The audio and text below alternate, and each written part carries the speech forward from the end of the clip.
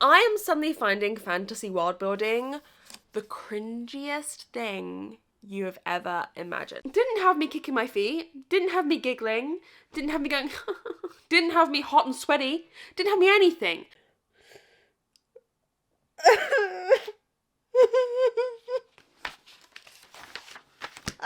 So I have a problem where it seems that every year in the first half of the year, I don't read many new releases. I don't know why.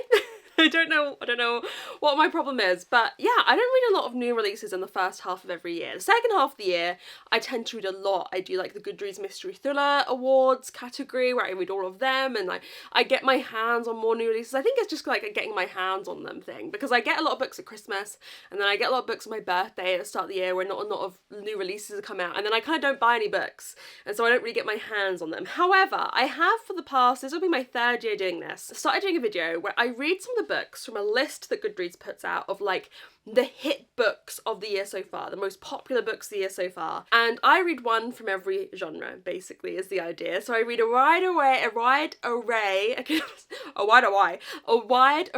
of genres, and I read a wide array of new releases. So that's what we're going to be doing today. We're going to be reading like the hit books of the year so far, what's hot, what people are reading.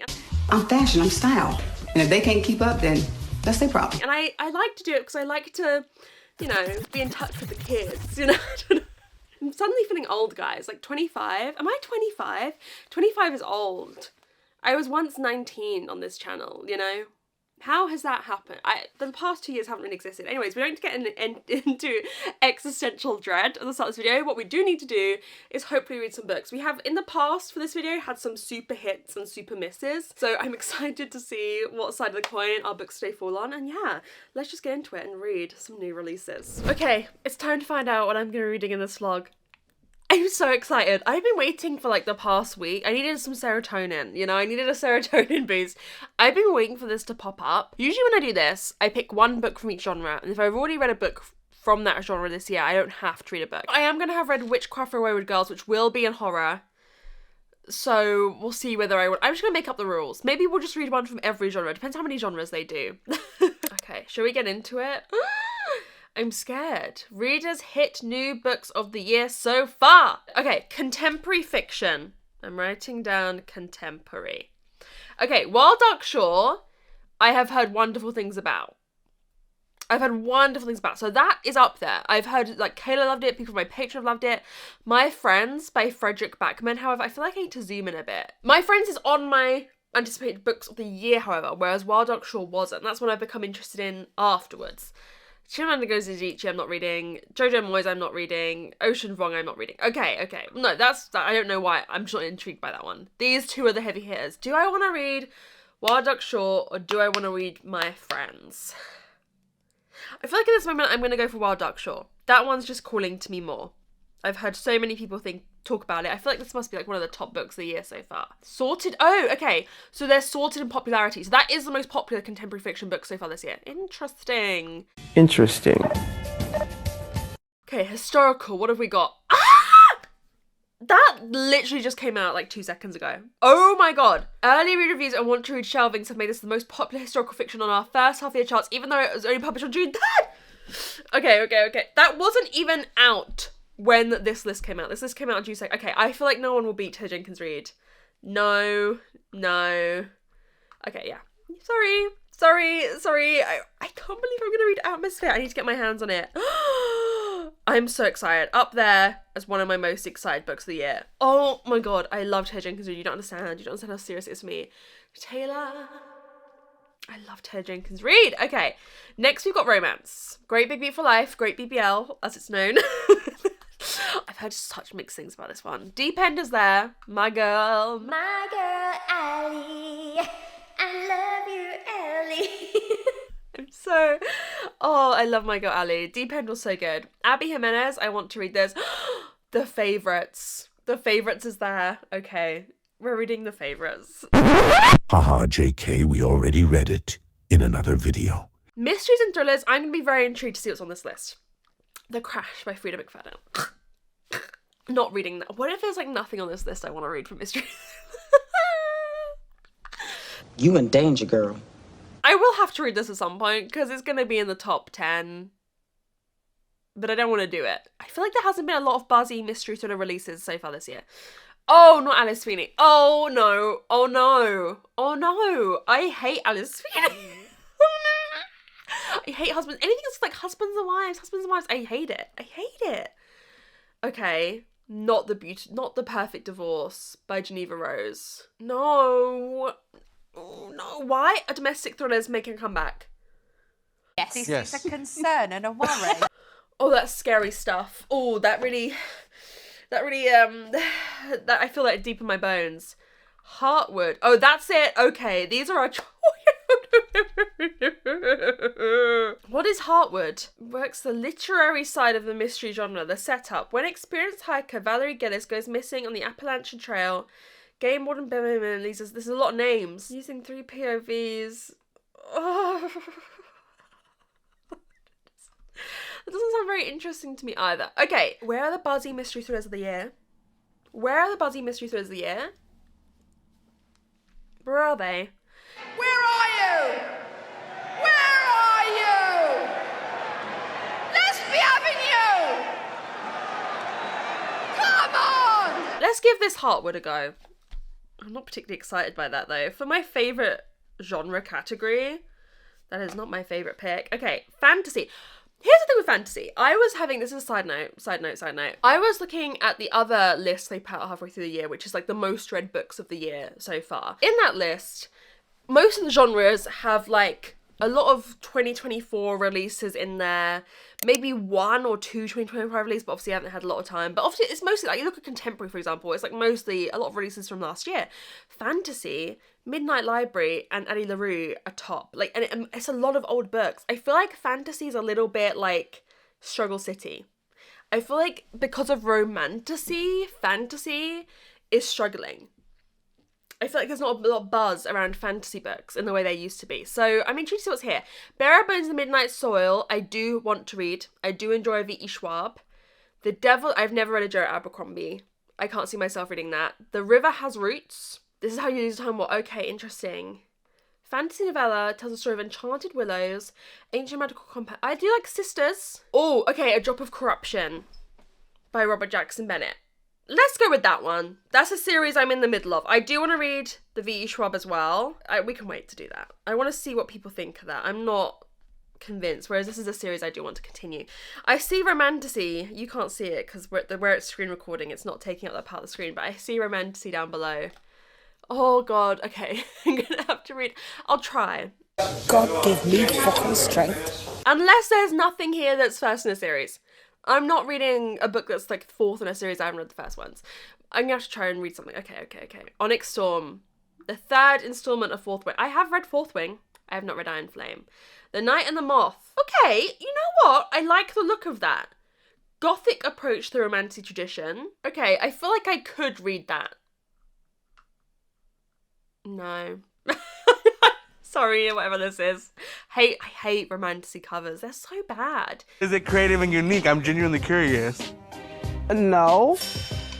Shield of Sparrows. Slow burn enemies to lovers and princess to warrior action. And I'm not continuing the Emily Wild. Okay, we're gonna give The Knight and the Moth a go. Sci-fi. Okay, Death of the Author. I've enjoyed Binti, so I'd be down for that. When the Moon Hits Your Eye. That is on my anticipate releases list, as is The Dream Hotel. Let's go with The Dream Hotel. That was the one out of all of those I was most excited for at the start of the year. Horror. Witchcraft Road Girls I am about to read. Young adult. Oh no, I can't do any of those. These are all sequels, aren't they? In which case I can't be held responsible. That's a sequel. Okay, no. Sorry, not reading a YA. They're all sequels. That's my one rule. Yay. There we go. Let's book on the TV. Memoirs. What memoir? The House of My Mother, I'm intrigued by. I watched the documentary about that whole family. Careless People, but I think I will go for The House of My Mother. I am intrigued by that. And then what have we got? History and Biography. Everything is Tuberculosis by John Green. As if, holy shit, there's another category. Oh my god. As if Jane Austen's bookshelf is on. I own that. However, I think I am going to go for Everything is Tuberculosis because Tom and I started that together and then he left me. We read like 30 minutes of the audiobook, but then he didn't leave me. That's dramatic. He abandoned me in co-reading it. And so it's bothering me that I've started it and haven't finished it. However, I would love to read the Jane Austen one. I own it. And then general non-fiction. One Day Everyone Will Have Always Been Against This, I definitely want to read. You didn't hear this from me. I'm going to go for One Day Everyone Will Have Always Been Against This because I have heard wonderful things about that and I really want to read it. So that is our TBR. Unless I've already read the favourites. That may have happened along the line. I may have already read the favourites. There's another vlog I may put that in which case we won't read something in that category. Anyways, I'll see you once we start one. So I'll see you in a bit.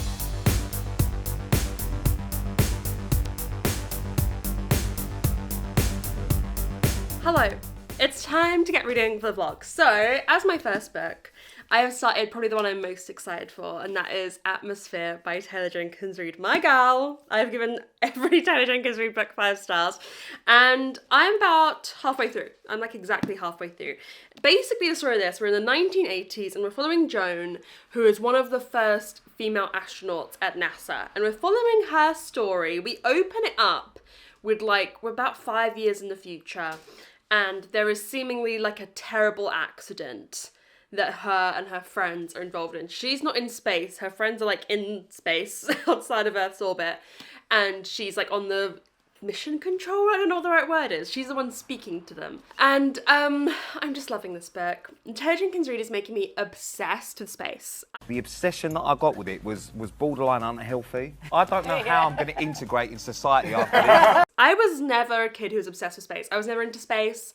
That was never my thing. But suddenly, I want to learn how to spot stars. And the way that she's talking about, like, you know, we're all made of the same stuff as the stars, or like, you know, it reminds us how small we are, we're part of this large universe. Oh, it's just, Taylor Jenkins Reid just knows how to write. She just knows how to write. And there is, what's this in the synopsis? I don't want to spoil anything. She meets someone at the start of the book, Vanessa, who, and I mean, nothing has happened yet, so this isn't a spoiler, but you kind of get the sense when they meet that they are going to play a big part in each other's lives. So there's hints from the start, even in the future, it's like she has to stay calm when she talks to Vanessa or something on the thing. So you know, they're gonna, who knows what's gonna happen? Maybe it'll be unrequited love. I don't know what's gonna happen yet. It's very much in its infancy, but there's something between them, and the way that their relationship is just building is so beautiful. I just think Taylor Jenkins Reid is perhaps one of the best writers living right now. Can I get an amen? Can I get an amen? She just knows how to make me feel things. And it's just such an easy read. I feel like she's just taking me by the hand and leading me through the book. It's so, I can just relax, you know. With some books, you read them and you're thinking about, well, this should have been done better, or I would rather this was done like this, or all of these things. But I don't have that with Taylor Jenkins Reid. She just knows what she's doing. I have complete and utter faith in her. I trust her with my life implicitly. So I'm having a lot of fun reading it. So I don't have a lot of thoughts because I'm literally just reading it and just like, isn't life great? Isn't life great? However, I may not be feeling like that in the second half because I have seen copious amounts of videos of people sobbing their guts out in the last like 30 pages of this book. So I will film myself reading the last 30 pages of this book for you, and we'll see if I cry. I do usually cry at things that make people cry, but I'm going to London today to see some of my friends who came on the Costa Rica trip with me. If you guys remember, I hosted a Trova trip where like you guys, subscribers, came, and it was like one of the best things in my life. I would love to host another Trova trip in the future, but I've just been kind of waiting because of the stuff to do with moving out on the flat and not knowing when that was going to happen, and like my life being a bit up in the air. But maybe once I move, I will host another one because I loved it so much. And so I'm meeting up with the girls who live in the UK for the day, and I'm so excited to see them all. I can't wait to see them. I'm so excited. So I'm gonna take this with me, but I'm gonna stop like 60 pages from the end because I don't want to cry in public. So I'm gonna take the next book I'm gonna read with me. Also, we are going book shopping, which is not good for my TBR. Just ignore that. We'll talk about that in the next TBR 200 episode. Maybe I won't buy anything, who knows? Anyways, I'm gonna head off to London, and I'll see you all when I get back and maybe finish this tonight. Hello, friends. I'm very backlit, but I'm about to use this to read. Shall I just There's thunder.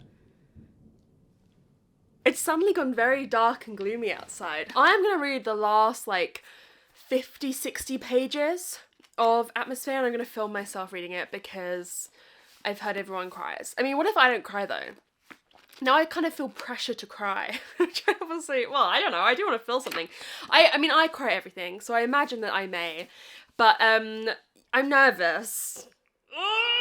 Like, I could scream for where this could go. Like, is Tara Jenkins Reid about to, like, be really, really, really cruel and horrible and mean? Maybe. I'm at breaking point. So anyways, let's read this book, shall we? I'll bring you in a bit closer, maybe, and, wish me luck. Wish me luck. I'm not going to move the camera at all because I want, like, me and this book's time to be uninterrupted. I'm literally setting you up, and if I cry, I cry. Oh my god, there's thunder. Thunderstruck! Anyway, sorry. Okay.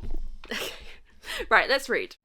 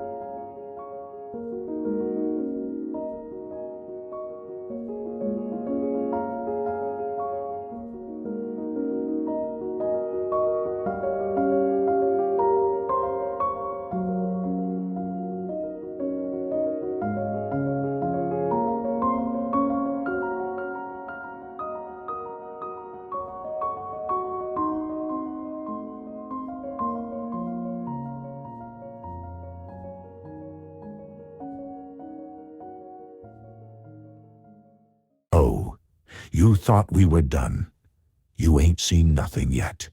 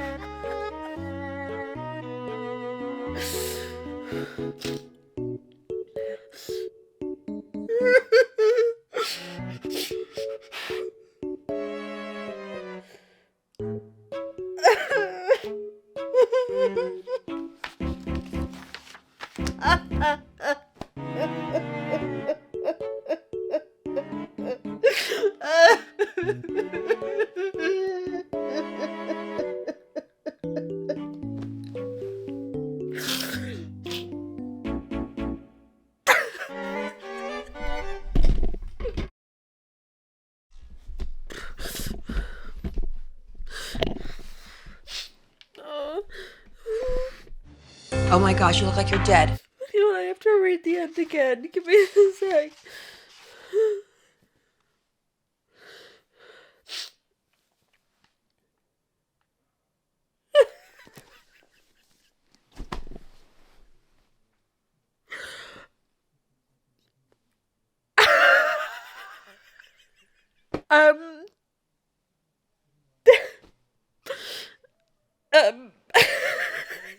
Okay, here's the deal. I'm gonna go help my mum make dinner, and then I'll come back.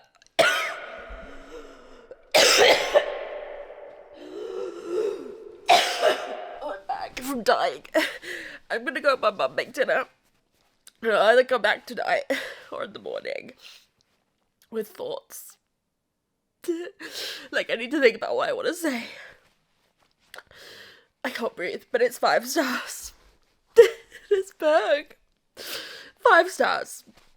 5 stars. That is cruel. That is cruel. That is cruel. Taylor. Miss Taylor Jenkins Reid, that is cruel to put me through. 1 day later. Okay, I had to take yesterday to collect myself for this book. I went and helped make dinner. My tears were salt seasoning for the dinner. Yeah, 5 stars. 5 stars. It is brilliant American literature, and I don't care what anybody. It is. It should be taught in schools. It is starting to become a bit of pressure. I've given every single Taylor Jenkins Reid book I've read 5 stars. Like, surely there must be a day where it's not 5 stars. And I can understand there is like a slowness to this book that maybe I can understand not being people's cup of tea. It took me a week to read this, not because I didn't love this book, but because the video I was working on, which was the Salt Path controversy video, took me a long time. That took me days and days and days to research, plan, film, edit. It was a lot of work, and so I was really just like locked in on that. But anytime I picked this up, I loved it. And then I read, I'd say maybe like the last 150 pages in one go, and I just felt so emotionally spent. I felt so emotionally spent after reading this. I was like walking around just going like, oh, for the whole evening, but I adored it. You know, this is the kind of book that there were times I wished this was like an 800-page book, because we had some pretty big time skips, like months or even like a year we'd suddenly skip, and I just wanted to spend every single day with these characters. I wanted every moment. I wanted every touch, every sentence, every look. I wanted more time with them, you know? It's the kind of the way I feel about Strange Case, the Alchemist's Daughter series, where the second book is 800 pages and it has no business being that long, but I don't care because I love every single moment that I get to spend with them. I am so appreciative for, and I felt like in this I was like, we're going too fast, I want more time with you, I want more time. But maybe that's also the nature of how the book is originally set up. I also felt towards the end, I probably won't read it, but this has a paragraph that says everything that Orbital was trying to say in a whole book in a paragraph. And I'm like, it really is not that complex. There's really no borders, we're small in the universe, but isn't that wonderful? Taylor Jenkins Reid, I think, is like the greatest orator of our time. She's the best. She's the best. She's unparalleled. I love her. I will read everything she writes. I feel so lucky to exist at a time that Taylor Jenkins Reid is writing books. I loved this. I have not watched back the footage of me crying. I don't think I can yet. Like, that was tough. I have not cried like that at a book in so long, guys. It's incredible. It's incredible. I love this book. She's done it again. She's done it again. She can do no wrong. So that's our first book, off to success. I think the first 2 books we're going to be reading are probably going to be some of our most successful, because next I fancy a non-fiction, and I'm going to pick up Everything is Tuberculosis by John Green. I'm reading this soon because I technically did start this book. Tom and I started the audiobook and maybe got like 30 pages in a little while ago, and then we just ended up like not going on any long car rides together, and so haven't continued it. So I'm going to read it on my own, but I love John Green, and I really loved the start of this that I read. Like I said, I probably listened to the first 2 or 3 chapters, and I just can't wait to dive in again. So this is going to be a super quick read. It's very interesting how it's like a interest he spent so long on, but he's managed to distill it, I think, into quite a quick, accessible book. So I'm probably going to read this today. I might read the whole thing today, who knows. And I can't wait, but I don't think I can convey to you how emotionally damaging this is. No, I think if you don't cry at this, you're crazy. Sobbing. Dee just meowing for me outside. Sobbing. Anyways, I'm gonna go read this. I think this vlog, guys, I'm so excited pretty much for all the books. I think this is gonna be such a fun vlog, and I can't wait to dive into this one.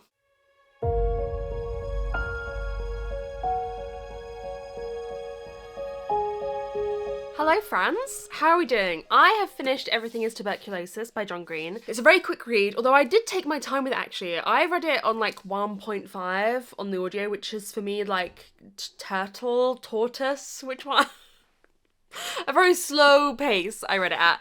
And I really enjoyed this. I'm giving this 4 stars. Now, this is basically just non-fiction about tuberculosis, about the history of tuberculosis, about the modern day reality of tuberculosis, about the inequalities that exist within our global healthcare systems, and how we basically determine who gets tuberculosis, and how nobody should still be dying from tuberculosis, but still 1 million people, over 1 million people a year are. And there's something about John Green's non-fiction, I felt the same about The Anthropocene Reviewed, where he gets you to care about something so utterly and so completely. In The Anthropocene Reviewed, it's like quick little things that you're like suddenly super duper interested in. This is obviously a whole book about tuberculosis, but actually the reason I'm giving this 4 stars is because I want to know more about tuberculosis.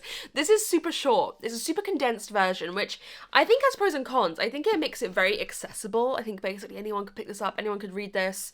It's, you know, not going to take you ages to read. There's certain, like, you know, non-fiction books or sciencey non-fiction books out there that are just like 500 pages a brick of dense information. This is not only short, but it's written in a super accessible way, a super digestible way, you know, bringing in lots of real life human case studies, particularly focusing on a young boy named Henry that he has gotten to know, and Henry's story kind of interwoven throughout all of this. But I feel like I can't give it a 5 because I want more.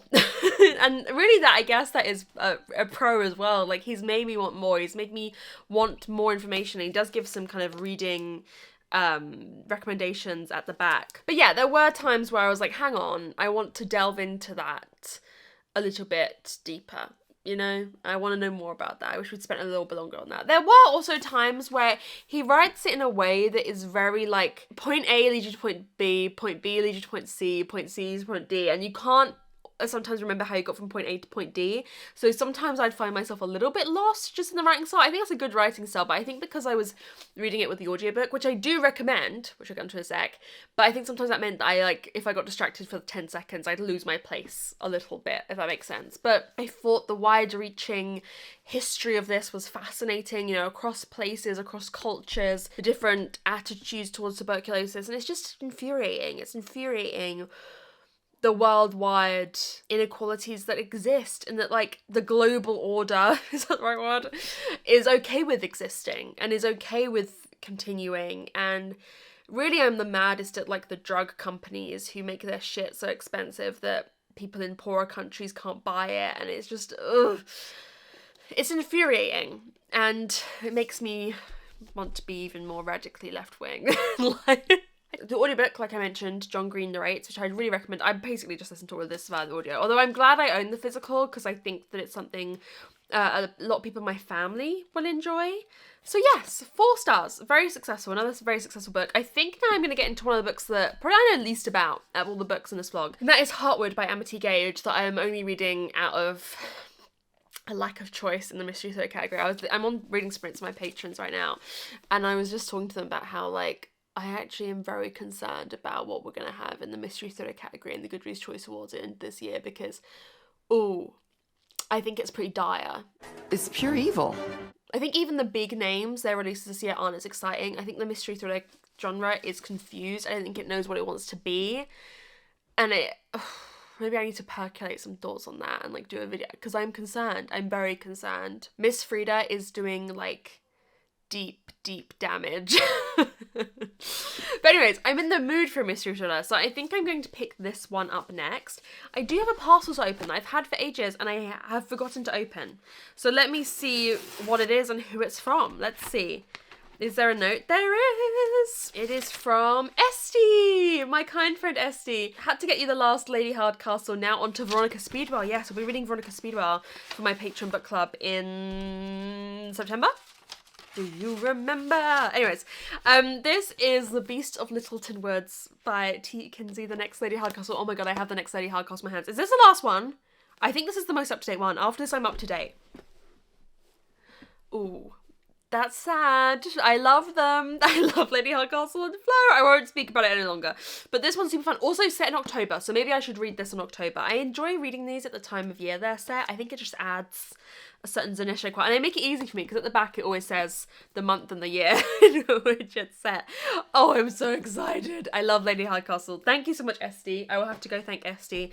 But yes, I think let's read Heartwood next. I know nothing about this. Janice Hallett blurbed it at the top. Interesting.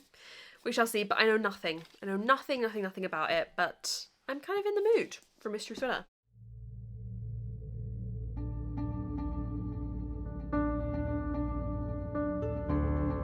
Hello, friends. I had my hair cut. It's so short!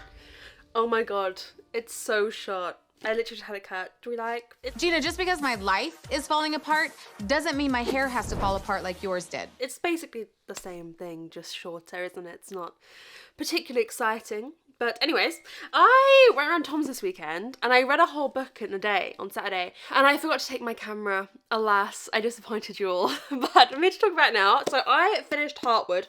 I read this in basically a day. I think I'd read like the first 30 pages or something beforehand, but the rest is I read in a day. The synopsis, all you need to know about this is that a woman, a hiker, goes missing hiking the Appalachian Trail, which is like a trail that crosses over 14 different states. I think like she's doing half of it and then doing another half of it. Anyways, it doesn't matter. She goes missing and we're following the endeavour to find her, basically. And we're following 3 different perspectives. We're following her, the hiker, writing letters to her mother whilst she's missing. We're following the lieutenant or warden, I don't know what the right term is, kind of in charge of trying to find her. And then we're following the perspective of Lena, who is a 80-year-old woman who's living in like a retirement home who takes an interest in the case. Okay, I'm giving this 3.5.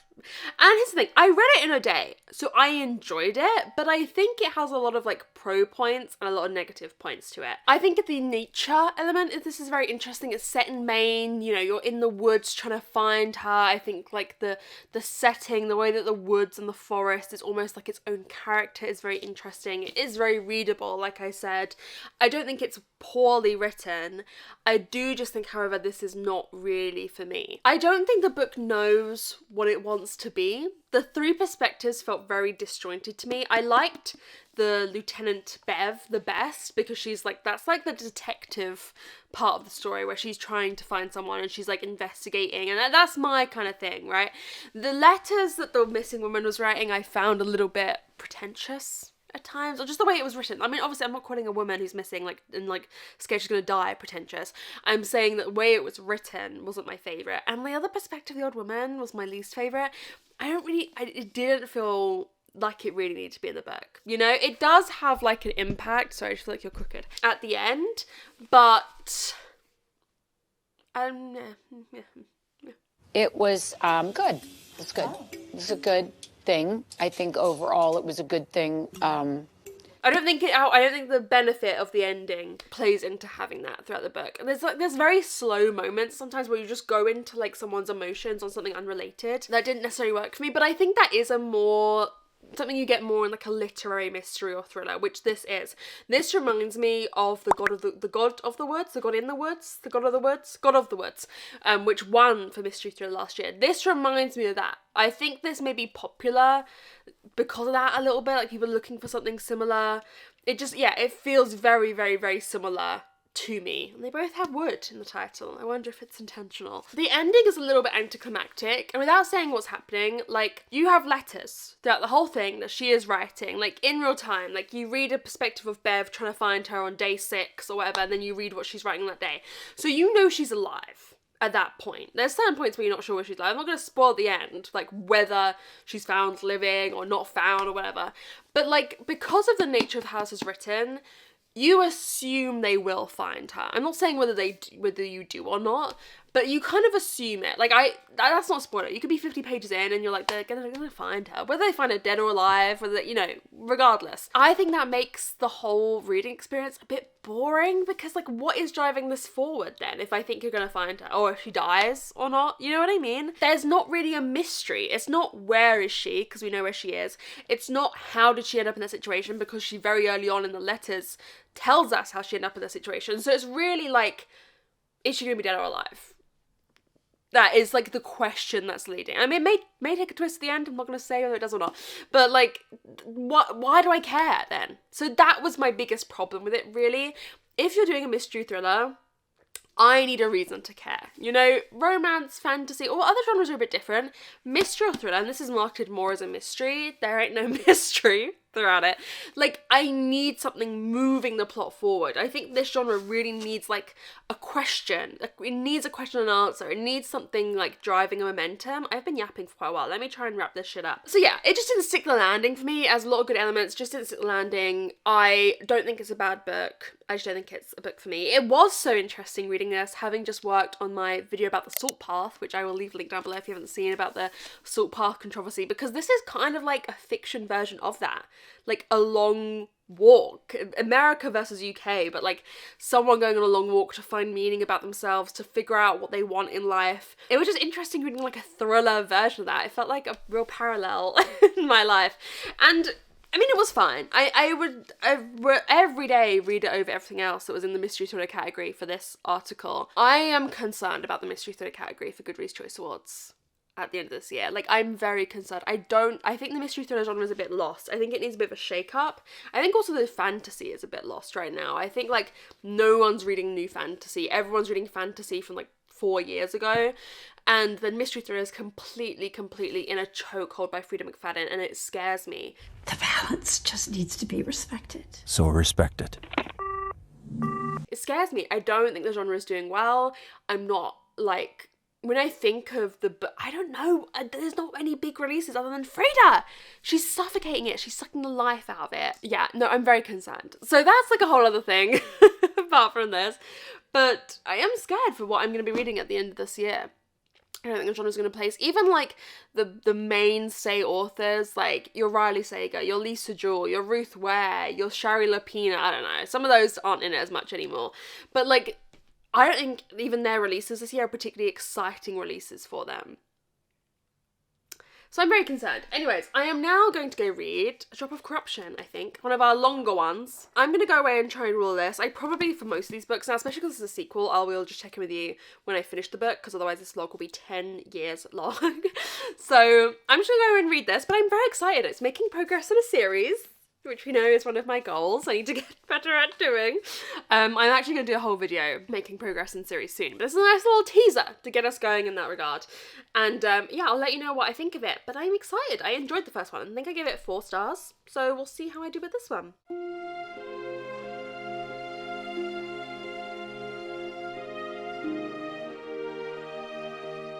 Guys, this book took me 10 days to read. 10. For me, insanity. That's crazy. That's crazy. Let's talk about it. So, this is the sequel. This was a fantasy pick, and this is a sequel to a book that I read and very much enjoyed. The Tainted Cup is the first in this series, and basically all you need to know in this series is we're following an investigator, Anna de Labra, and her assistant, Dinius Cole, who solve mysteries together. It's very much a Sherlock and Watson kind of vibe, and it's told from Dinius Cole's perspective, and it's them going around this fantastical empire thing and solving murder mysteries, basically. This one, how does it open up? I can't even remember what, you know. Okay, there's a body and there's a murder, but it goes, I mean, that is like a tiny, I mean, I don't even know how we got from point A to point D in this book. I'm gonna be honest with you, there's like a lot of twists and turns that this book takes. Here's the thing, this is not a bad book. It's not a bad book. However, I cannot read fantasy. And so what I'm talking about maybe is like my problem with this, but also my bigger problem with fantasy. I gave this 3 stars. I gave the first book in the series 4. Really, my enjoyment is like probably a 2.5, but I'm giving it 3 because this is a good book. It is objectively a good book. I think it's written well. I think the fantasy world is so interesting. I think the character dynamics are interesting. I think the murder mystery is interesting. But was I interested? No, I was bored shitless out of my mind, did not want to pick this book up. Took me 10 days to read it. Bored shitless! I have only given 1 fantasy out of, I think, 12 that I've read this year so far. I've given 1 fantasy a 4-star, nothing above that, and that 1 fantasy was a middle grade. And I think my issues with fantasies we're going to talk about aren't as present in middle grade books, and that's why I was okay with that. But getting that out of the way, everything has been a 3.5 or lower. Everything has been a 3.5 or lower. I am suddenly, this year is honestly like the clock struck 2025 and I suddenly can't read fantasy. I don't know what the fuck is going on. Sorry if this isn't super interesting about this book. I don't know. It's just, this is all I've been thinking about whilst reading this. I am suddenly finding fantasy world building the cringiest thing you have ever imagined. Like the names of things and the names of people, the names of places, the names of titles, the names of like the phrases that they make up. I can't bear it. I don't know what's going on. This is torture. This is pain. And this is suffering. I'm not built for this life. Fantasy used to always be my most read genre, and then, past couple of years it's always been up there with mystery. Mystery and fantasy is my two most read. When it's talking about, like, Princeps, Immunis, the Shroud, the Yarrow, the fucking, I don't even know, all of these names for things I can't bear, and it just makes me completely disconnected from the book. I do not enjoy fantasy world building right now. So maybe the fantasy I need to be reading is more like urban fantasy, like our world, fantastical elements. I think I'd actually be okay with that. I don't know if I've actually read any urban fantasy. I've got one higher fantasy book to read in my next vlog, Royal Assassin by Robin Hobb, and if that can't help me, I don't know what will. And I enjoyed the first book in this series, so I am going to give the third book in this series a go, probably when it comes out, but that might be my last chance with it. But this one I didn't enjoy. But again, I think I'm the problem. I am so the problem, I can barely even speak about this book that took me 10 days to read. I've started watching Drag Race again. I gave up on waiting for Tom to watch it with me. That's the whole, I don't want to get into the whole spiel. He has very valid reasons not wanting to watch it, how produced it is, how it's never going to be as good as the old seasons. Very true. But it meant that I stopped watching it because I wanted to watch it with him because it's so fun to watch it with him. I've given up on it and I've been watching it and I just want to watch Sasha Colby. Why would I want to read this book when I could watch Sasha Colby? I'm amazed by you. I will say, I think really what let me down with this book is me not being connected to the fantasy elements. A lot of the mystery and like the progression from point A to point B to point C to point D of the mystery, because it's quite complex, are to do with the fantastical elements, and like there were things happening I didn't understand. I didn't understand a lot of what was happening because I was disconnected.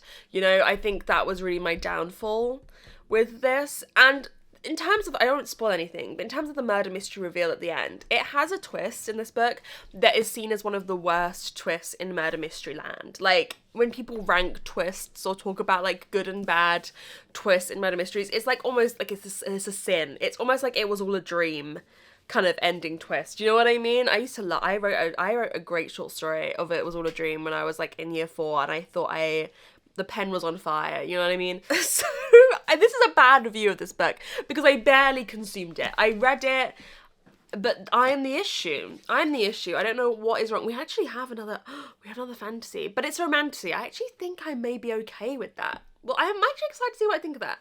But this one, for a series that I've already begun the world building of, I've read the first book in this series,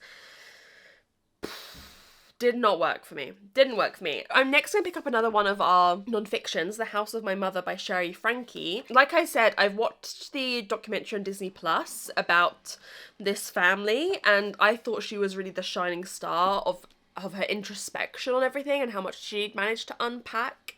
In the documentary, I thought she was wonderful. So I'm looking forward to reading this from her perspective. So I'll let you know what I think of it, but I'm really in the mood for non-fiction. Maybe I feel like non-fiction might replace my fantasy reading. I just can't do it, guys. If anyone has any, like, tips or tricks, maybe I need to focus on just urban fantasy for a while. I just can't do it. And they're like, Immunis, The Shroud, Apoths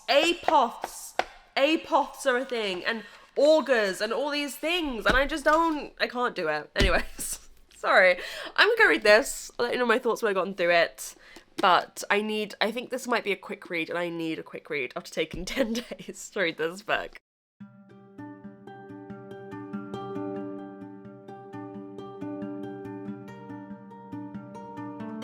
Hi friends, Miko's here. Everyone say hey, Miko. Whoa, are you sleepy? Oh, you okay?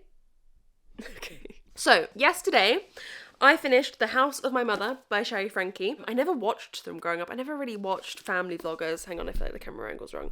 I've never watched family vloggers. I was never into that, but they were big. You know, this family, it was 8 passengers, the YouTube channel. They had over 2 million subscribers. This is the story. She's telling their story of being, you know, a family vlogging channel and the negative effects that has on a child and what she experienced, but also beyond that, the abuse that she experienced from her mother, and going into her mother eventually being arrested because of child abuse. You know, it's an incredibly harrowing story. I feel like she tells her story with such bravery, with such deftness to it. You know, she in this book tells her story. She has, 5 siblings? They are barely mentioned, and only Chad, her other brother who is an adult, is mentioned by name, and she kind of mentions stuff that happened with him a couple times, but she never really tells, like, instances of stuff happening to her younger siblings. It is her story, and even when, her mother is arrested because her 2 youngest siblings are found in awful condition, having experienced really torture, and she doesn't talk about what happened to them. She talks about how she felt and what she was thinking in that moment, finding out what was happening, which I think she is doing everything that she can to protect her younger siblings whilst still telling this story. And I think she has, out of anyone in the family, and I would say this more because of when I watched the documentary, she's more than anyone in the family kind of realised the layers to what was going on. There are things, I've seen reviews of people critiquing her for kind of like failing to see or not yet seeing the role that the LDS church, the Mormon church had in her abuse, and maybe like shaping her abuse. Miko is leaving because he doesn't like me talking. But I can't blame her for that because she has already unpacked so many layers, and I think like asking people to be the perfect victim, I don't like, she doesn't have to unpack that in her life if she's never ready to, because she's already unpacked so much, more than her father, more than her brother, which again, I'm not like blaming them necessarily. Well, the dad maybe I have, Miko can't get out, hang on. The dad I have some feelings about, because although I think he was subject to kind of like emotional abuse by the mother, like, you did abandon, maybe let's not use I don't know. He didn't see his kids for the year in which this abuse was the worst, so, but anyways, in terms of rating, some people don't rate memoirs. I have no qualm rating memoirs. I'm giving this 4 stars. I read it super quickly in one evening. For me, really, the only reason that, like, for memoirs, what separates between a 4 and a 5, because there's nothing about the way she tells her story that isn't compelling to me. It's just the writing style. The writing style is pretty simple. She does credit a ghostwriter at the back, but like the writing style is pretty simple. And for me, a 5-star memoir is like one that the writing style is so beautiful that it really reaches into my soul and grabs at it. And I didn't necessarily feel like the writing in this was so beautiful that it was an amazing read for me. I think she's telling her story in an amazing way, but for me, just personally, that writing style element is important. I would say, if you've watched the documentary, you don't necessarily need to read this, because I didn't feel like there was anything really that we didn't know from the documentary, and I feel like her intelligence and bravery shone through in her interviews. That was really my main takeaway from the documentary, was her intelligence and kind of like emotional maturity of the situation shines through equally in that and in this. However, if you haven't watched the documentary, maybe read this instead of watching the documentary. Do you know what I mean? I don't think you necessarily need both, but like if you haven't been introduced to the story, then maybe start here rather than that, because maybe it's better to view it through this lens that she has had total agency over, to kind of craft telling her story in the way that she wants to, if that makes sense. But yeah, I enjoyed it, and I think there's a lot to say about the ethics of family vlogging, or the lack of ethics around it, and I think the way she tells her story is wonderful. I think I'm now gonna start. I want something like fun, so I'm gonna take a risk, because I don't think any of our rest of the books are like fun, other than maybe The Knight and the Moth.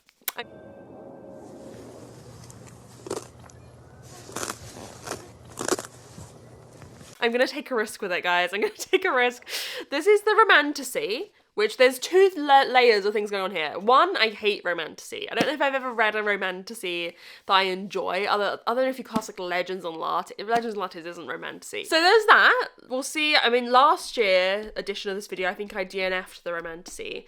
So we'll see whether this one can be any better, and B, I'm struggling with fantasy in general. But usually my critique of romantasy is that it doesn't do the fantasy well enough and it doesn't do the romance well enough. Well, I don't need to do the fantasy that well, actually, because I'm struggling with fantasy. So maybe this one will work for me. I'm going to get the audiobook. I'm going to dive in. We'll see what we think. I'm excited, actually, to read this book. I don't know why I'm so excited, but I am. And I think she's in for a rude awakening.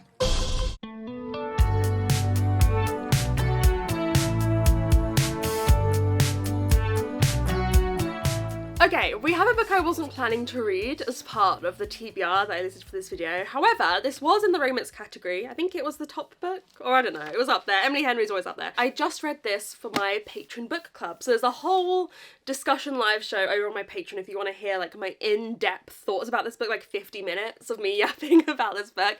But I thought I would include a little snippet in this video of my thoughts. I think this is Emily Henry's worst book that I have read. I hear you're a legendary icon, but tonight, I don't think I would have been able to tell. That I have read. I think I haven't read 2. I've read all of her other kind of modern contemporary romances. It's not great. However, I'm giving it a 3.5. I can understand people who give it a 2. I can't understand people that give it a 1. I can just about understand people who give it a 5 and it works for them, but I feel like a 3 to 3.5 is probably where this book should end up for most people, or will end up for most people. I'm giving it a 3.5 because at the end of the day, Emily Henry is a wonderful author. This girl can write. She can write so well. She's got a real wonderful craft. However, this book didn't work. So basically, if you haven't read it, all you need to know is that we're following 2 journalists who are proposed to write the biography of this very elusive, famous woman from like golden age of Hollywood. She's like an heiress, and it's the story of them both, this is important, finding out about her life, and we're reading the story as it's told of her life, and then also a romance of these 2 falling in love. That is where the problem lies, is the dual nature of that book. In my opinion, it doesn't do either of them satisfactorily.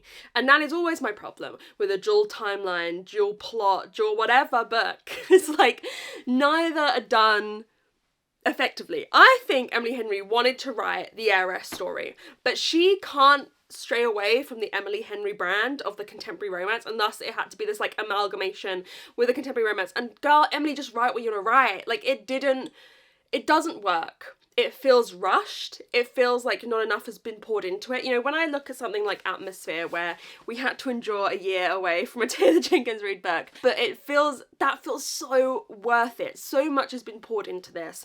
I think this is a victim of like the book a year cycle. This book, if she wanted to do it and do it well, needed time, needed 2 more rounds of edits, needed more research, needed more filling out the book, you know, and it doesn't have that. It's a Grump Sunshine romance, and the romance is fine, but I don't feel like the characters are fleshed out enough. I don't feel like I truly buy into their romance, and I'm saying all these critiques, but at the same time, I enjoyed reading this. Like, I had a fun time reading this, whereas A Drop of Corruption, which I gave 3, I think is a better book, but my enjoyment was low. I don't think this is a very good book, but I enjoyed it because Emily Henry can write. Does that make sense? It's interesting that she chose to write a book that is going to be so directly compared to Evelyn Hugo, and rightfully so. Like, I was talking about it with my patrons in our book club. So many of us were so reminded of Evelyn Hugo when reading this, and if you're going to do that, do it well.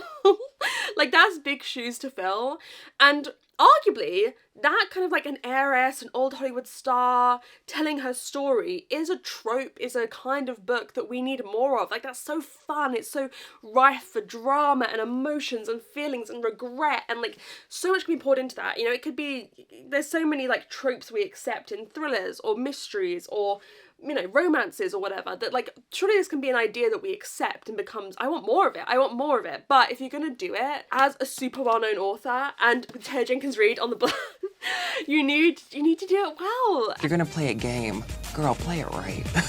And it was disappointing to me. It was really disappointing to me. It felt rushed. Emily Henry, don't be afraid to take a year or 2 off without a book. Surely you're raking it in. You don't need the money. We'll all remember you. I think there's a fear.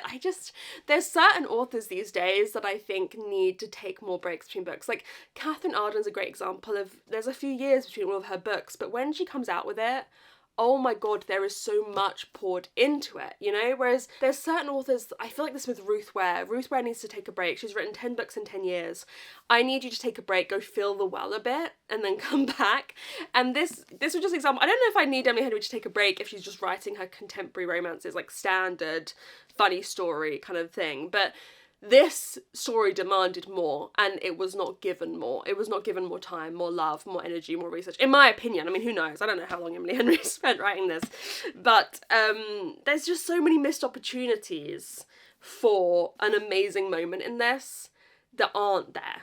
You know? So anyways, that was my thoughts on that. I am now going to go read The Night and the Moth. In fact, I've already started it. I will let you know my thoughts when I'm finished. But she can write. It's fun. It's set in a small town. You know, she's a great writer. That's why it's a 3.5. But in terms of the craft of this book, I think it falls short on a lot of levels.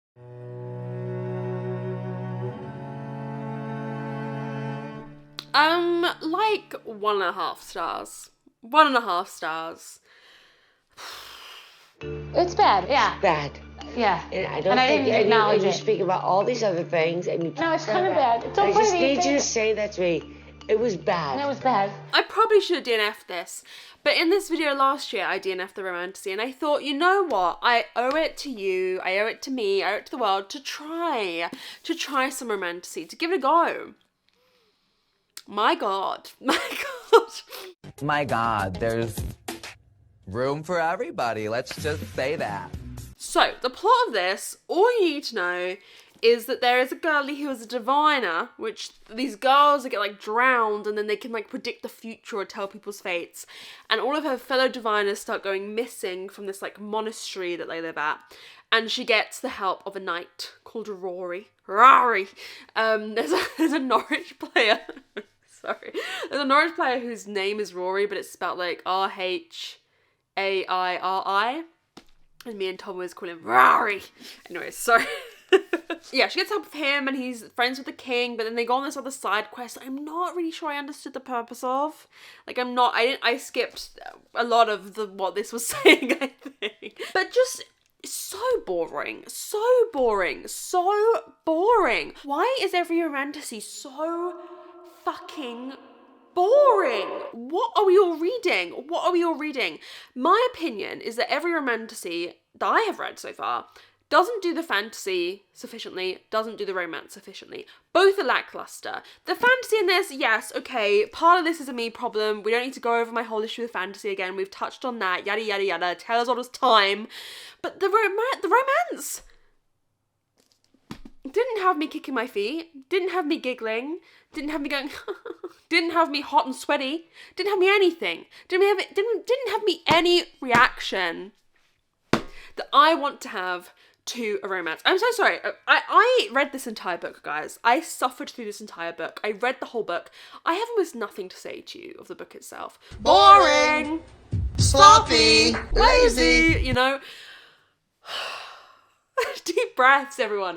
Deep breaths. I have realised something. I have nothing to say about this book. I have nothing. Like, there's like a little gargoyle who's like a little best friend, little cutesy little creature that comes along. Everything about this is so transparent. It's like, I need this many characters to each fulfill this kind of plot archetype. I need this to go on a quest. I need there to be a cutesy sidekick. Like, it's so transparent. It's so like, ugh. I've come to a conclusion of what Romantasy needs to do. For me, because obviously the being the biggest genre in the fucking world right now and everyone else loving it is not good enough because I'm not enjoying it, and that's a problem. And the whole genre needs to fix it. It's taking itself way too goddamn seriously. Way too goddamn seriously. Lean into the camp. Lean into the camp. Lean into the camp. Every Romantasy I read thinks it's fucking the best book on God's green earth and thinks it's serious literature. I hate to break it to you, girl. I hate to break it to you.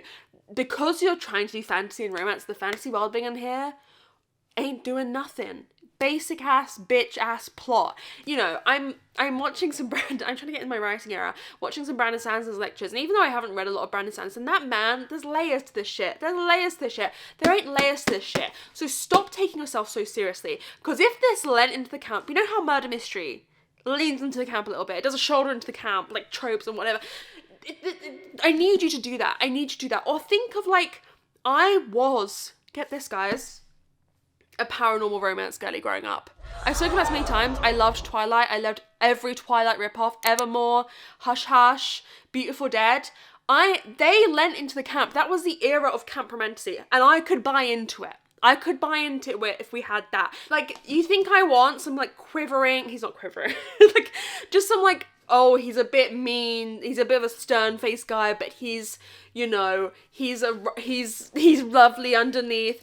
You think I want that? No, I want fucking Patch the Angel flinging off a fairground ride in Hush Hush. That's what I want.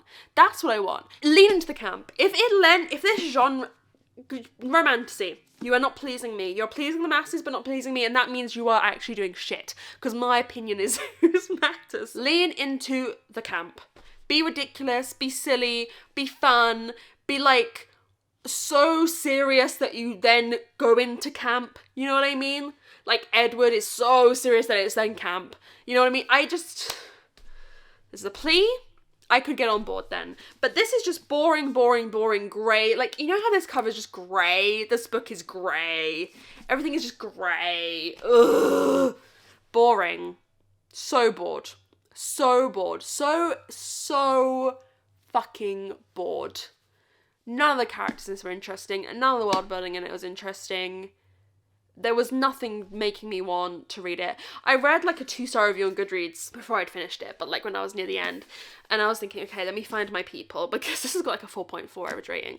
And there was a lot of things, it was talking about how bad the world building was, and it was like, there was a couple separate bullet points. Number one was like, oh, it's inspired by the Catholic Church, but yada yada yada, opinions on that. And then there was another one where it's like, there's 4 realms, but in each realm you can only have one type of job. And I'm like, wow, I'm learning something. Every day is a school day, because I didn't know that. I didn't know that. There was so much stuff in this review, and I was like, are we reading the same book? I mean, some of that is me. Some of that is me checking out, and some of that is me struggling with fantasy. Whatever, but like, did I even read this? I did. At what cost? We've got 3 books left in this vlog. I'm going to be honest with you, I'm not sure which one I'm going to start next. I do need to get my skates on. I mean, this one will be super short. Very excited to read this non-fiction. Maybe I'll start one of these tonight. I was going to save Wild Duck Shore to the end, but now I'm leaning to maybe reading that next. I don't know. We'll see. I'll check in with you when I finished one more, but anything's better than that. Anything's better than that. Bad. And the people that love it for you, but it's not doing it for me. Romantasy is not doing it for me. Will I ever find a romantasy that I love? Sorry for speaking fast. I got a comment the other day like, you speak too fast, can't understand what you're saying. God forbid a girl be excited. God forbid, you know? God forbid a girl have hobbies. I guess, like, I have the spell shop on my TBR. Maybe that one? Who knows? Anyways, let's go read another book. I want to feel like I felt for Atmosphere again. We started on a high and it's been downhill ever since.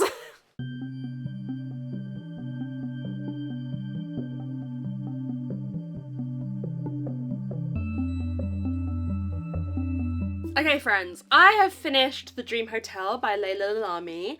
I really enjoyed this. I'm going to give this 4 stars. It just wasn't quite a 5, didn't have that 5-star feeling, and I can see some issues with it. But for the most part, I found this very, very interesting. So, I'm sure many of you have heard the kind of synopsis of this because it's a great hook.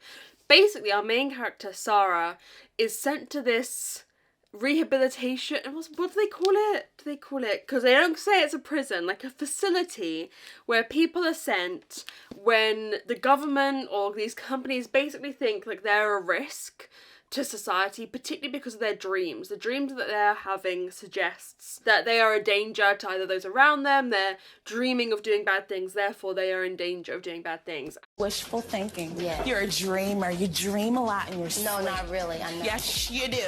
And really, this is a very, very well-written commentary on lots of different elements in our society, be it the ethics or lack of ethics around incarceration systems, particularly in the US. It reminds me a lot of things I've heard about the prison system in the US and kind of the issues there.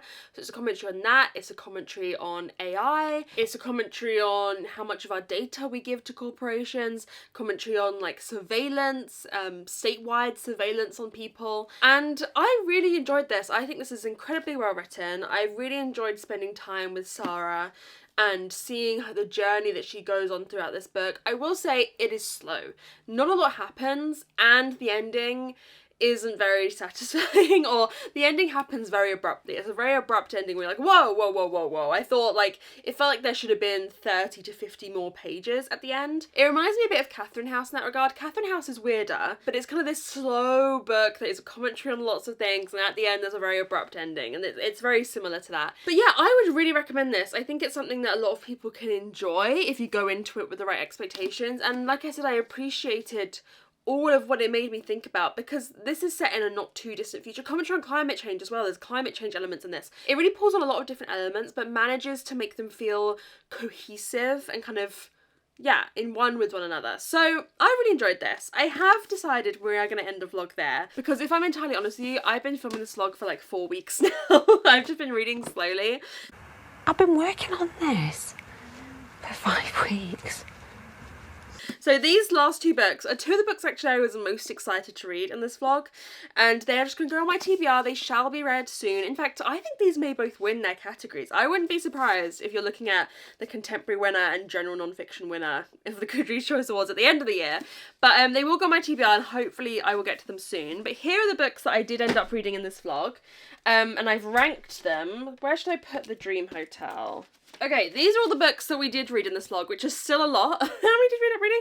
1, 2, 3, 4, 5, 6, 7, 8. Okay, we still read 8 books. We had a 1.5 star, a 3 star, 2 3.5s, 3 4s, and 1 5. Atmosphere by Taylor Jenkins Reid is by far the standout of this vlog, but I had a lot of fun, and I had, listen, 3 4 stars is pretty good as well. I found it really fun reading some new releases that I've seen other people getting to, but I haven't been getting to myself. Let me know if you've read any of these. I'm sure many of you will have read maybe at least one of them. I'd love to know your opinions on them. But everyone go read Atmosphere by Taylor Jenkins Reid. No other book really needs your attention like that one does. Anyways, thank you so much for watching. If you're here at the end, this super duper long video, I appreciate so much you spending your time here, your energy with me, and yeah, I'm super excited to get started on my next vlog, because I just feel like I've been working on this vlog for so long. We need new energy. That's why I'm switching up and finally uploading this vlog. So a lot of books will get read, but I'm excited for the vlog that I am starting next, and hopefully we'll be with you next week. Anyways, I love you all so much. I'll see you very soon in another video. Bye!